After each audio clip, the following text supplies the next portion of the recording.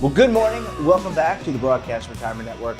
I'm Jeff Snyder, and this is BRN AM for Tuesday, February 16th, 2021.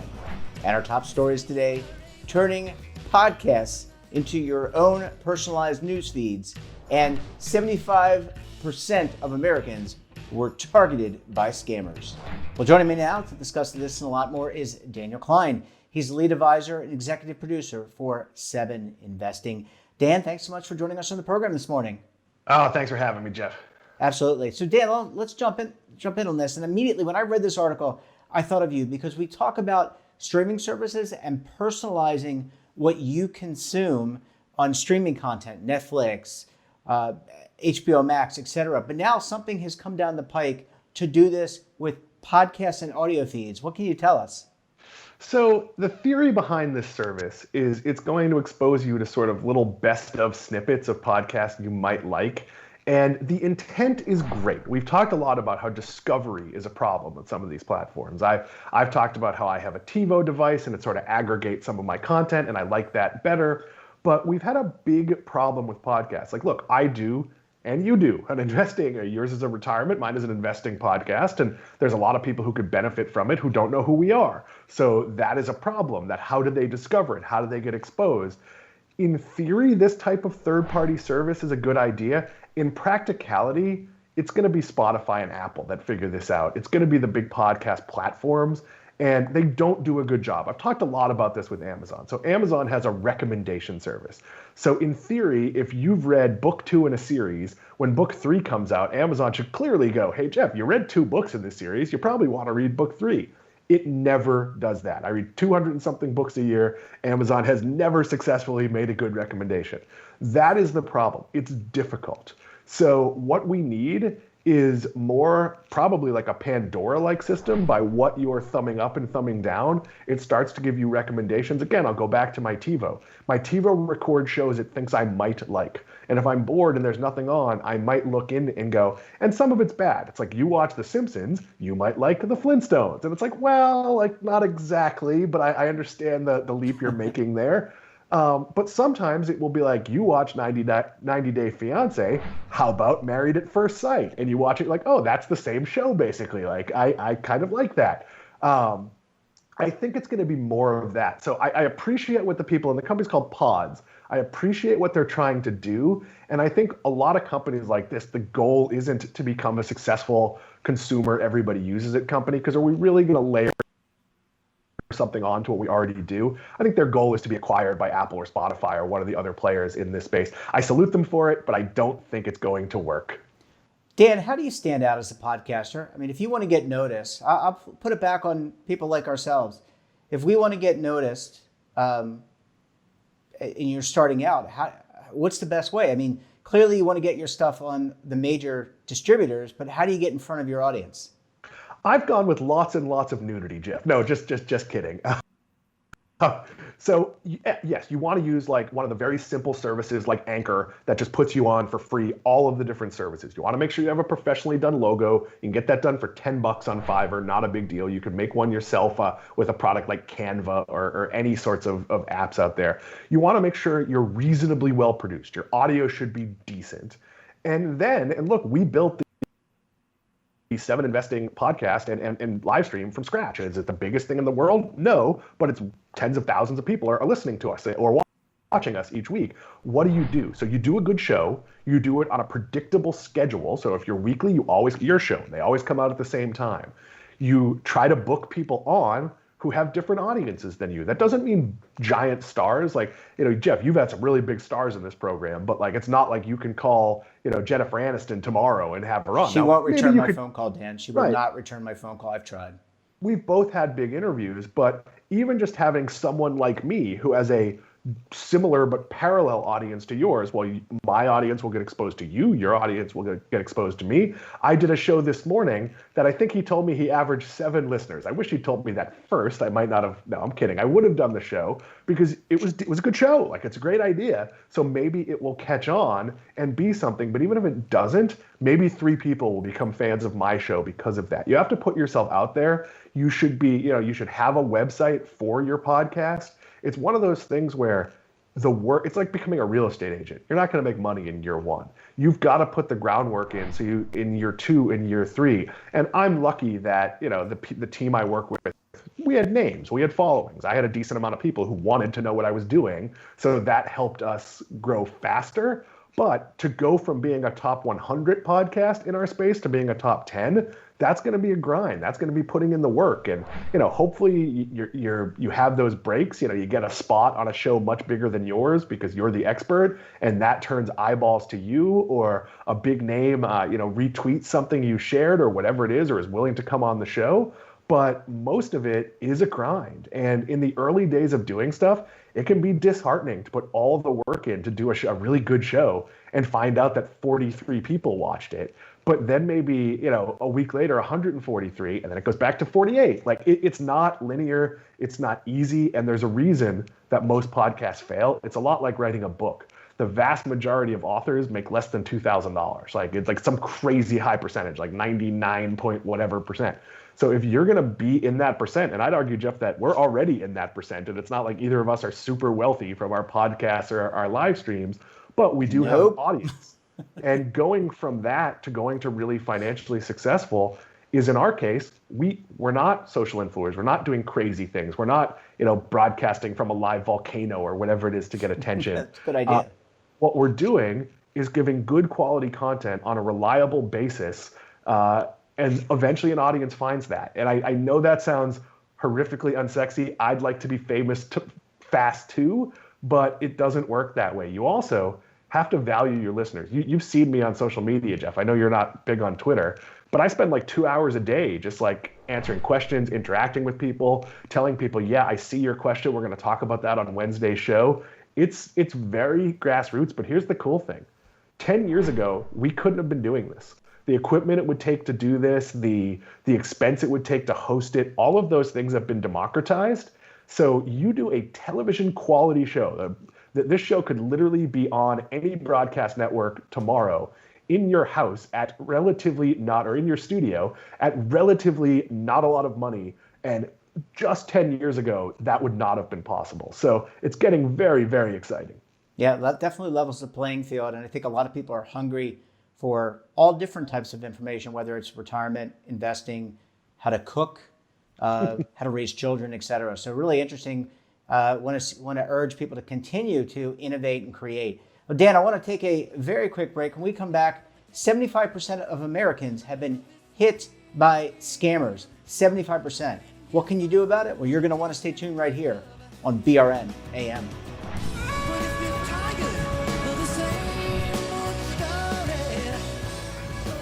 Imagine a new television network that will make you richer, healthier, and in control of your financial future.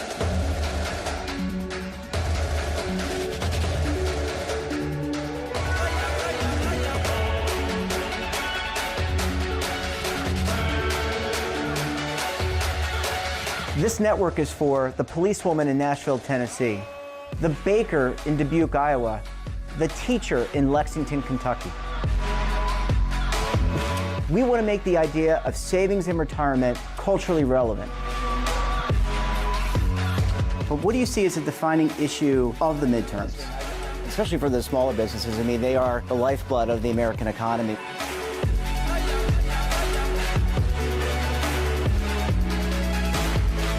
Featuring exclusive interviews, current affairs, and docuseries. 33 years old, you retired early. The philosophy is money only matters if it helps you live a life that you love. But you got to start thinking about retirement as soon as you get in. The Broadcast Retirement Network will drive very high engagement with premium partnerships. So this isn't retirement and savings for your parents or grandparents. This is for all Americans. And we're going to change the way you think about money.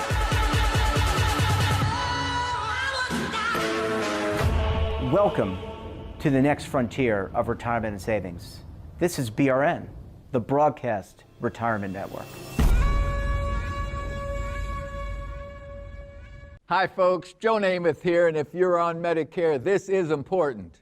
You're now entitled to eliminate co-pays and get dental care, dentures, eyeglasses, prescription coverage, in-home aids, unlimited transportation, and home-delivered meals, all at no additional cost. Plus, your zip code may have coverage with the Give Back benefit that adds money back to your Social Security check every month. Look, with the uncertainty of the virus and vaccines, you need to get everything you're entitled to. Here's the bottom line. Call to get significant benefits at no additional cost and see if your zip code has coverage with the Give Back benefit. Millions of people have trusted the Medicare Coverage Helpline. You can too. Call now. It's free. Call 1-800-924-3920. That's 1-800-924-3920. Welcome back. We're talking to Daniel Klein of 7 Investing. Dan, thanks so much for staying with us this morning. Thanks for keeping me. So Dan, 75% of Americans report being hit by scammers. And look, I don't expect this number to go down. I think all we can do is create awareness and help people kind of react and what to do when something like this happens. But how do you see it? I wanted to check in with you on this. So my phone number is public. So I get, I joke, I have a Swedish friend, Skam Lekeli, who calls me all the time, which is of course scam likely, which is how it comes up on your iPhone And the problem is I have to answer those calls because 1 in every 50 is a public relations agent calling from a big phone bank somewhere that I want the call. Maybe they're inviting me to something at a trade show. Most of the time it appears to be someone telling me that the warranty on my car has expired, or recently I've been getting a lot about solar panels on my roof, and the home I own is in a building. The roof is 17 floors above me and I don't control it. Now, some of those are just marketing and some of those are actual scams. So when you get a phone call from a number you don't recognize, you can do one of two things. You could answer it, and if it's credibly something you do business with, oh, hey, this is the place you get your nails done, and you say, well, why is your number coming up in Georgia? Oh, it's my cell phone. This is Jane. Oh, I know Jane. Like, if they know the information that checks out, and they're not asking you for a credit card, they're calling to verify your appointment at a place you go, and it's just a weird number. I'm giving this because I've had this happen to me. Well, then that might be real. Sometimes you might look at it and go, you know what? I don't know this number. I don't recognize this state. I'll call back if it's important, and you can Google the number. And sometimes the number will come up as like, yep, it's FTD Florists, and you call and you go, oh, okay, like I didn't do any business with them, but they call up and say, yeah, we're trying to make a delivery. Someone sent you a gift. Could you put us, on the building security list? Because a lot of manned gates in places now are very secure compared to normal. If it's something that sounds implausible, one, it's never the IRS. The IRS does not call you. They do not email you. It is never any U.S. government agency. They do not call you. If it sounds too good to be true, if it's your bank or they say it's your bank, say, what department do I ask for? I would like to call back. Look up their phone number on the website. Do not take the number from the person and call them back. So there are legitimate reasons, but you should be very skeptical of anything because most realistic business doesn't reach out to you by phone first. Now, if you've dropped your car off at the mechanic and you get a phone call and it says it's the mechanic and your car is ready, that's probably legitimate. The other parts of the story check out. But if you get a call saying, we've kidnapped your child if you don't wire us, or not even wire us money, it'll be something weird. If you don't send us $1,000 in Domino's gift cards in the next hour, and you'd be like, well, maybe I'll text my child before I trust that one. That's a real scam that people try. Legitimate businesses don't want you to pay in anything except cash or credit cards or legitimate tender. They never want you to go get iTunes gift cards. So you really need to have a skeptical eye. And the vast majority of phone calls, if you don't recognize the number, it's probably, if not a scam, just marketing. And who has ever, Jeff, have you ever gone like, I need auto insurance. Hey, some random person just called me offering auto insurance. Like, I think I'll do that.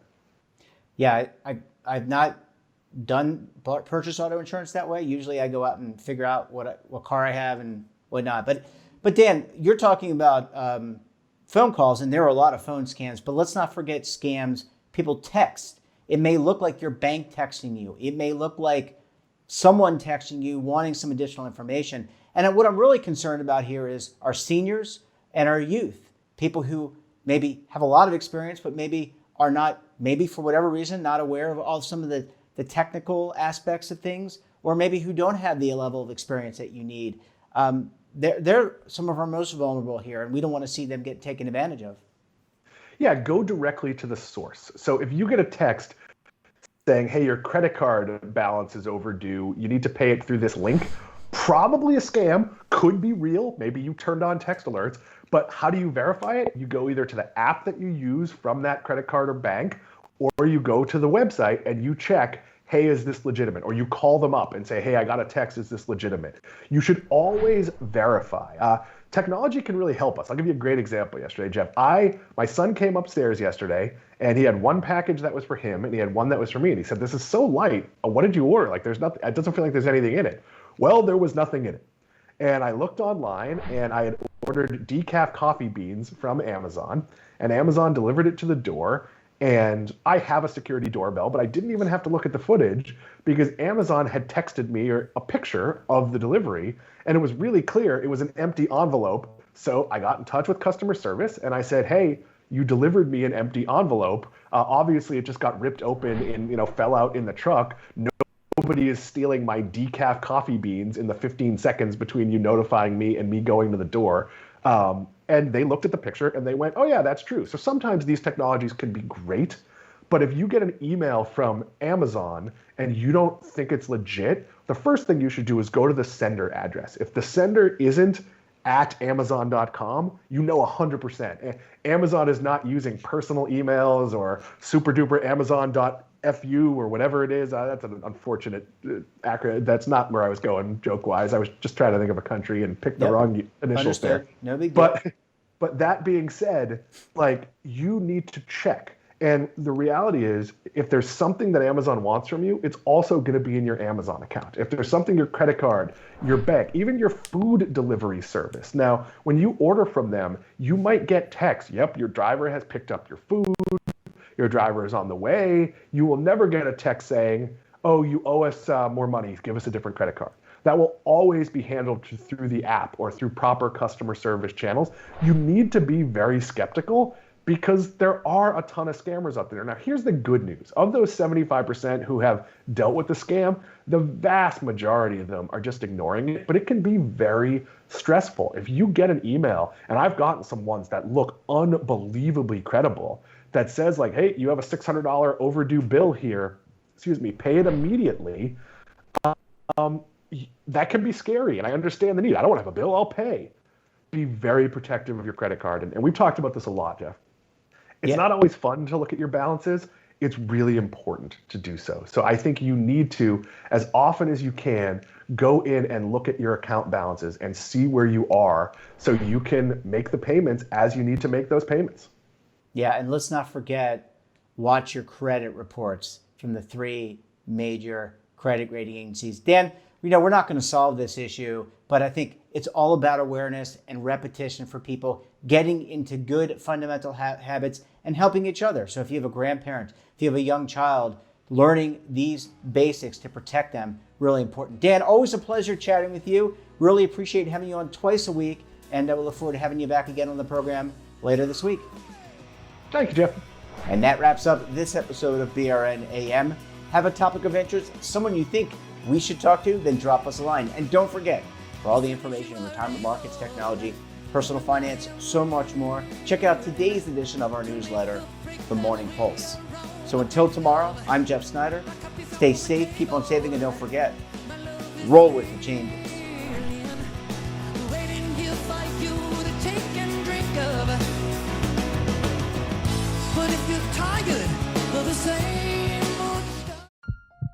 Are you being audited and do you owe the IRS $10,000 or more in back taxes? Is the IRS threatening to take more of your money? Don't fight the IRS alone. The Tax Doctor is here to help you negotiate your tax bill and reduce your stress. The IRS can freeze your assets and seize your bank accounts, but you can stop these IRS actions. The Tax Doctor will work with you using our years of experience to represent your case to help you get the best resolution under the IRS guidelines. Help is here to deal with the IRS to reduce your stress. We've handled thousands of cases, so we know what we're doing. If you owe $10,000 or more in back taxes, do not call the IRS alone. Call a tax doctor now for a tax emergency analysis. Call 800-224-6439.